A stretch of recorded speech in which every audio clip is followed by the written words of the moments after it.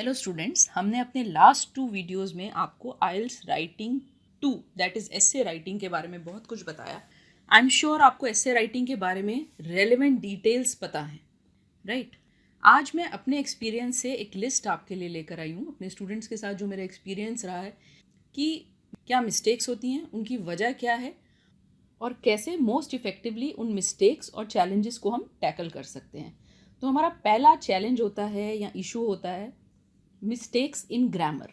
मैंने ये देखा है कि अक्सर स्टूडेंट्स टेंसेस की मिस्टेक करते हैं, पंक्चुएशन की मिस्टेक होती है बहुत ज़्यादा, आर्टिकल्स में मिस्टेक है, राइट? और मैंने एक चीज़ देखी है कि स्टूडेंट्स अपनी मिस्टेक्स रिपीट करते हैं। कई बार बार बार उनकी मिस्टेक्स को करेक्ट करने के बावजूद वो वही मिस्टेक बार बार करते हैं।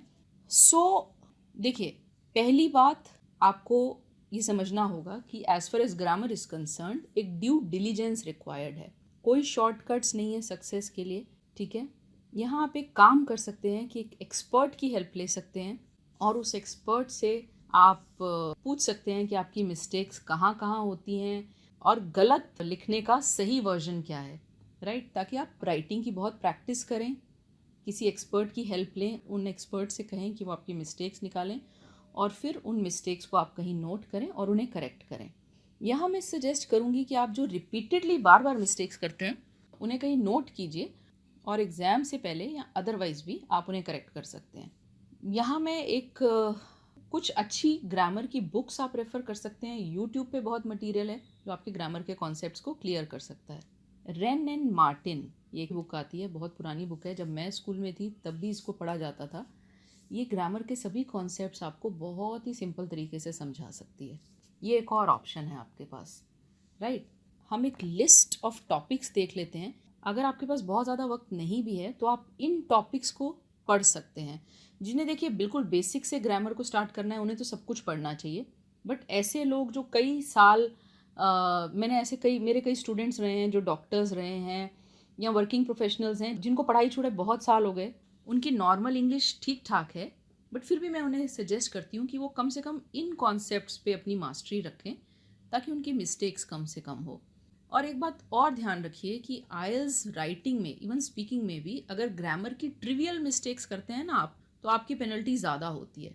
अगर कोई बहुत ही मुश्किल सा सेंटेंस है या बहुत ही मुश्किल सा कोई कॉन्सेप्ट है और वहाँ पर आप कोई छोटा मोटा मिस्टेक करते हैं तो एग्जामिनर आपके साथ थोड़ा लीनियंट हो सकता है। पर अगर आप एक सिंपल प्रेजेंट टेंस में मिस्टेक करते हैं तो फिर तो एग्जामिनर इस चीज़ को नहीं पसंद करेगा, राइट? तो ये कुछ इन टॉपिक्स को तो आप रिवाइज करिए ही करिए, ये सबके लिए ज़रूरी है। काउंटेबल अनकाउंटेबल नाउन्स, एक नाउन्स का कॉन्सेप्ट समझने के बाद आपको पता होना चाहिए काउंटेबल अनकाउंटेबल नाउन्स क्या हैं और दोनों को किस तरह से हम सेंटेंस में यूज़ करते हैं, right? Common adjectives and adverbs, adverbs की पोजीशन क्या होती है वो भी आप स्टडी कर सकते हैं। इसके बाद आपको वर्ब्स का बेसिक कॉन्सेप्ट पता होना चाहिए।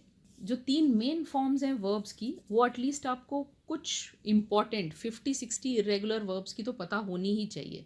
इनको जब गलत करते हैं ना स्टूडेंट्स तो पढ़ने वाले को लगता है कि इसको कुछ नहीं आता। टेंसेस डेफिनेटली आपको पता होने चाहिए, मोडाल्स पता होने चाहिए, can, could, may, might, punctuation at least basics आपकी ठीक होनी चाहिए, राइट? इसके बाद मैंने अपनी लास्ट वीडियो में भी बात की थी simple complex sentence structure, even compound sentences की भी आपको जानकारी होनी चाहिए, राइट? और फिर एक्टिव एंड पैसिव की भी सही यूज़ आपको आनी चाहिए। ये सब कोई बहुत मुश्किल नहीं है। अगर किसी की इंग्लिश स्कूल में कॉलेज में ठीक ठाक रही है तो उसको 8-10 दिन लगते हैं ये सब पढ़ने में, राइट? बट अगर कोई बेसिक से स्टार्ट कर रहा है तो डेफिनेटली उसको ज़्यादा टाइम लगता है। यहाँ हम 80-20 के प्रिंसिपल को रेफ़र कर सकते हैं। क्या होता है, आपके 20% फ्लॉड कॉन्सेप्ट्स आपके 80% मिस्टेक्स के कारण बनती है, राइट? तो वो जो अगर आप अपनी मेन 20% कॉन्सेप्ट्स ठीक कर लें तो आपकी राइटिंग अच्छी हो सकती है। वो 20% कॉन्सेप्ट्स आपके ठीक हो सकते हैं अगर आप सिर्फ ये 8-10 कॉन्सेप्ट्स को ठीक तरह से पढ़ लें, तो आपको एक काफ़ी सिग्निफिकेंट बेनिफिट मिल सकता है, राइट? नेक्स्ट प्रॉब्लम मैंने अपने कुछ स्टूडेंट्स के साथ देखी है, सबके साथ नहीं देखी, बट आजकल के बच्चों के साथ मैंने ये प्रॉब्लम बहुत देखी है। उसका एक रीज़न हो सकता है कि हमारे स्पेल चेक्स चलते हैं अब इंटरनेट पे और व्हाट्सएप पे और हर जगह, लेकिन उस वजह से बच्चों के स्पेलिंग्स इतने सही नहीं है। इनफैक्ट स्कूल स्टूडेंट्स के साथ मैंने ये प्रॉब्लम बहुत देखी है। बच्चा बहुत ब्रिलियंट है, उसको बहुत नॉलेजेबल बच्चा है बट छोटी छोटी स्पेलिंग मिस्टेक्स कर रहा है, क्योंकि वो अपना ज़्यादातर काम कंप्यूटर पे करता है, जहाँ ऑटोमेटिकली स्पेलिंग्स ठीक हो जाती हैं। इनफैक्ट यहाँ मैं ये बात भी कहना चाहूँगी कि आइल्स को स्पेलिंग्स को इतना इंपॉर्टेंस देना ही नहीं चाहिए, क्योंकि हर जगह तो स्पेल चेक मिल जाते हैं। क्यों बच्चे अपना टाइम ख़राब करें, इतने मोटे मोटे बड़े बड़े स्पेलिंग्स लर्न करें। बट जो भी है, फ़िलहाल आइल्स का फॉर्मेट यही है, आपके स्पेलिंग्स ठीक होने चाहिए, ना सिर्फ राइटिंग के लिए बल्कि रीडिंग एंड लिसनिंग के लिए ठीक होने चाहिए, क्योंकि अगर आपका स्पेलिंग गलत होता है तो आपका पूरा मार्क जा सकता है, राइट। उसके बाद मैं आपको कुछ टिप्स देती हूँ। कुछ बच्चे होते हैं जिनको रट्टा मारना मुश्किल लगता है, उनके लिए मैं कुछ टिप्स देती हूँ। देखिए, ये मेरे स्क्रीन पर आप स्टिकी नोट्स देख रहे हैं, राइट। इन स्टिकी नोट्स की मदद से आप अपने स्पेलिंग्स का रट्टा मारना थोड़ा सा ईजी कर सकते हैं। जैसे अगर आपका रूम है, आपके रूम में अगर आप कहीं बैठते हैं, किसी अपने स्टडी टेबल पे सपोज बैठते हैं, तो आप ये स्टिकी नोट्स पे कुछ वर्ड्स लिख सकते हैं। रोज़ के 10 से 15 वर्ड्स 3-4 स्टिकी नोट्स पे लिख के आप रख सकते हैं, और आते जाते उनको देख सकते हैं इसी से। इनफैक्ट जब मैं छोटी थी और स्कूल में थी और मुझे रट्टा मारना बहुत बुरा लगता था, तो मैं क्या करती थी, जैसे मेरी मदर, मुझे घर के बाहर का सारा काम मुझे ही कहा जाता था, दूध लाना है, ब्रेड लानी है, एग्स लाने हैं, तो मैं क्या करती थी, अपने हाथ पे एक पेपर पकड़ लेती थी, या अपने हाथ पे 5 स्पेलिंग्स लिख लेती थी, या 5 कुछ भी ऐसी चीज़ जो मुझे रटनी है वो मैं लिख लेती थी।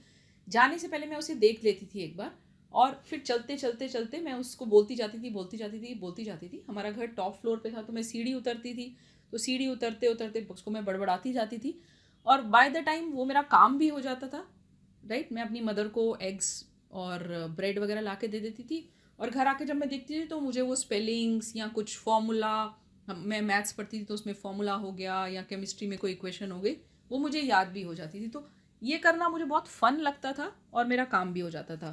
इसी तरह से आप स्पेलिंग्स को भी रट सकते हैं, राइट। जैसे स्कूल जा रहे हैं, या कॉलेज जा रहे हैं, जॉब पे जा रहे हैं, तो हाथ पे 5 स्पेलिंग्स लिख सकते हैं, या एक स्टिकी नोट हाथ में पकड़ सकते हैं। घर से निकलने से पहले उसको देखा एक बार, रास्ते में बोलते बोलते बोलते चले गए, राइट।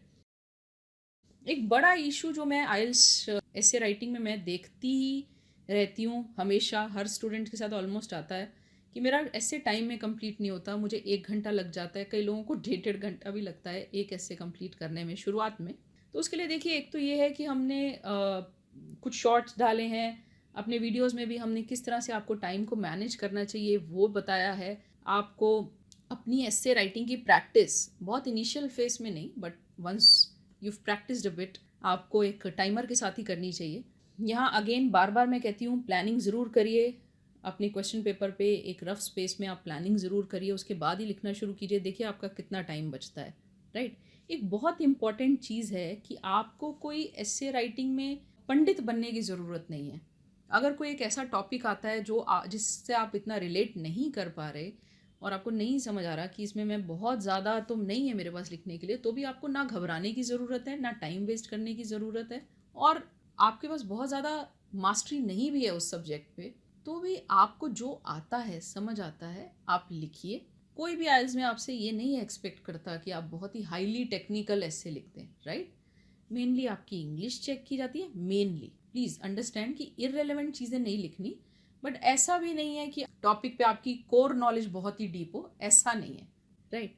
एक और मैंने देखा है, मेरे एक आध स्टूडेंट के साथ ये हुआ कि उनका पेपर छूट गया, मतलब ऐसे राइटिंग छूट गई, और उस ऐसे राइटिंग में उनसे उनका ओपिनियन पूछा गया था। छूटी तो छूटी, पर आपकी टास्क रिस्पॉन्स का एक क्राइटेरिया यहाँ मीट होने से रह गया। तो अब उसके बाद मैं अपने स्टूडेंट्स को हमेशा सजेस्ट करती हूँ कि जहाँ आपसे ओपिनियन मांगा जा रहा है, आप कंक्लूजन का वेट मत कीजिए, आप बिल्कुल इंट्रोडक्शन में अपना ओपिनियन दे दीजिए, राइट। क्योंकि टास्क रिस्पॉन्स का, जो भी नाम से आप इसे जान सकते हैं, ये एक इम्पॉर्टेंट क्राइटेरिया है।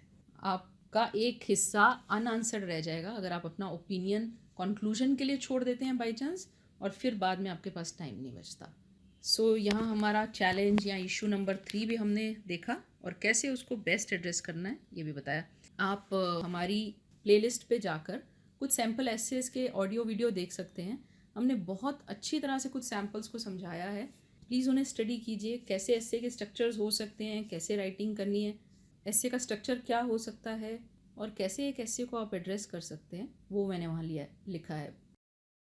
कई बार मैंने देखा है कि स्टूडेंट्स कुछ फ़नी सा लिख देते हैं, या बीच में कुछ अननेसेसरी ईडियम्स घुसा देते हैं। उन्हें लगता है कि ऐसा कुछ इंटरेस्टिंग सा लिखने से उन्हें बेटर बैंड मिलेगा, बट ऐसा नहीं होता। आपका ऐसे बोरिंग हो तो भी ठीक है, लेकिन उसमें अननेसेसरी फन फैक्टर घुसाने की ज़रूरत नहीं है, राइट? आपको अपनी ग्रामर, अपनी vocabulary, task completion, coherence and cohesion को ध्यान में रखते हुए अपने एस्से को टाइमली पूरा करना है।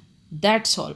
अगर आपको हमारा ये वीडियो यूज़फुल लगा हो तो आप प्लीज़ इसे लाइक कीजिए, शेयर कीजिए और हमारे चैनल को सब्सक्राइब कीजिए। बाय।